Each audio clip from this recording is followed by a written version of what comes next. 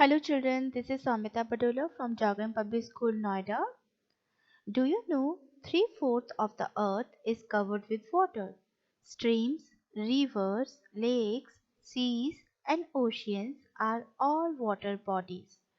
Today's in this tutorial we will learn more about these water bodies. So let's start with me. So let's know about river first. A river is a large natural stream of flowing water.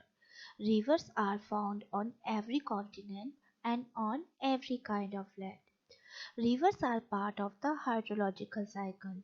Water generally collects in a river from precipitation through a drainage basin from surface runoff and other sources such as groundwater recharge, springs, and the release of stored water in natural ice and snowpack. In this way, we can say a river forms from water moving from a high elevation to a lower elevation, all due to gravity. When rain falls on the land, it either seeps into the ground or becomes runoff, which flows downhill into rivers and lakes. On its journey toward the seas, rivers eventually end up flowing into the oceans. A lake is an area filled with water and surrounded by land apart from any river or other outlet that serves to feed or drain the lake. Most lakes are fed and drained by rivers and streams. Natural lakes are generally found in mountainous areas. A sea is a large body of water. Basically, a sea is defined as a portion of the ocean that is partly surrounded by land. Sea water is salty, so we cannot drink it. An ocean is a large body of water. It is bigger than a sea. There are five major oceans on the earth. The Pacific Ocean is the largest and deepest ocean. The Arctic Ocean is the smallest of the world's five ocean basins. All living organisms are dependent on water to complete their life cycles, as water is an essential component of cells. The earliest source of water for human consumptions were rivers, lakes and ponds from which water was collected for drinking and cooking. When early humans abandoned a nomadic hunter-gatherer life for a more settled existence where hunting was supplemented by growth of crops, they require water for irrigation. Water has always been used by humans as a means of transport. Early humans used raft and simply constructed boats to move on the surface of water and thus migrate to carry cargo from one location to another. Water bodies also contain important sources of food. That is why it is very important for all of us to conserve all the water bodies and our natural resources. Water is very important resource and the supply on earth today are no more than what was there at the beginning of the planet. So we should manage and utilize our water resources wisely. Always remember, do not litter near a water body such as a lake, river or sea. Plant trees in catchment area of rivers and also on banks. Trees not only check soil erosion but also retain soil moisture and feed rivers to keep them flowing. Plant flora at lakes or rivers. If you live in an area where a lake or river is present, you might want to think about planting some local plants near the water. Trees are also helpful. Not only do they look beautiful when they grow, but they also help in protecting the water body from pollutants. Vegetation also limits the carbon dioxide in the water, which balance out its pH level. Do not block stop natural drains by constructing on drains or dumping wastage. Stop chemical pollution.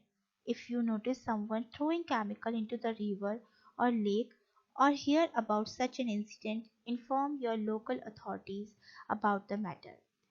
Give them a feedback insisting on a speedy action. Industrial waste must be treated before discharge into the river. Industries on the banks of the river should be persuaded to reduce, reuse, recycle, or treat wastewater. Following religious ceremonies on the river bank prevent leftover from sliding into the rivers. Convert the river bank into pleasant and clean areas for recreation and walks. Planting appropriate shrubs and trees on the river banks would enhance the environment. Hope you like this video and you will try to conserve the most important resource, water. Bye bye. After knowing the different water bodies, their uses, and their conservation, let's know about the rivers of India. They play an important role in the lives of the Indian people. Their system provide irrigation, potable water, cheap transportation, electricity, as well as provide livelihoods for a large number of people all over the country. This easily explains why nearly all the major cities of India are located by the banks of river. The rivers also have an important role in Hindu mythology and are considered holy by Hindus in the country. Seven major rivers Indus, Brahmaputra, Narmada, Tapti, Godavari, Krishna, and Mahanadi, along with their numerous tributaries, make up the river system of India. Most of the rivers pour their waters into the Bay of Bengal. Some of the rivers, whose courses take them through the western part of the country and towards the east of the state of Himachal Pradesh, empty into the Arabian Sea. Many lakes are found in India. Important lakes of India are Koleru Lake, Samba Lake, Pushkar Lake, Lonar Lake, Puliket Lake, Loktak Lake, Vambanar Lake. Vambanar Lake is the longest lake in India. Chilika Lake in Odisha is the largest saline water lake in India. India is a peninsula. It is covered with water on its three sides. Arabian Sea in the west and in the east Bay of Bengal. There is the Indian Ocean in the south of the India. Oceans and seas are different from each other. Seas are smaller than oceans and are usually located where the land and ocean meet. Sea and oceans are very important for us.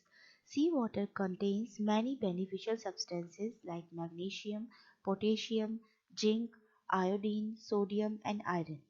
When you take a dip into the ocean, it truly is a mineral bath for your skin. People with sensitive skin or conditions like eczema may find ocean water to be especially beneficial.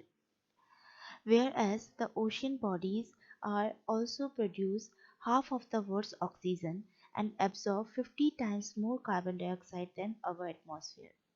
They also regulate climate. Covering 70% of the Earth's surface, the ocean transports heat from the equator to the poles and regulate the weather patterns and climate patterns on our Earth. Thank you so much for watching this video. I hope you like this video and must think about the conservation of water because water is the most renewable resources. Some resources will practically never run out if you use them wisely. They can be used long term. Water is one of them. Please save water, save life.